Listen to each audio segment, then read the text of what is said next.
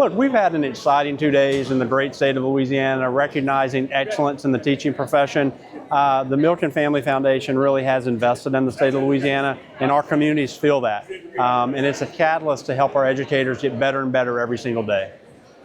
Well, when we understood that it was going to be the 3,000th award overall, we felt like we were the exact right place to make that happen. The Milken Family Foundation, Mr. Milken, NIET have all invested so heavily in the state of Louisiana. We have such a strong partnership that it just made sense that that happened in the state of Louisiana.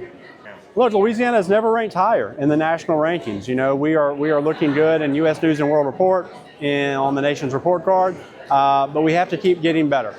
Students deserve a high-quality education.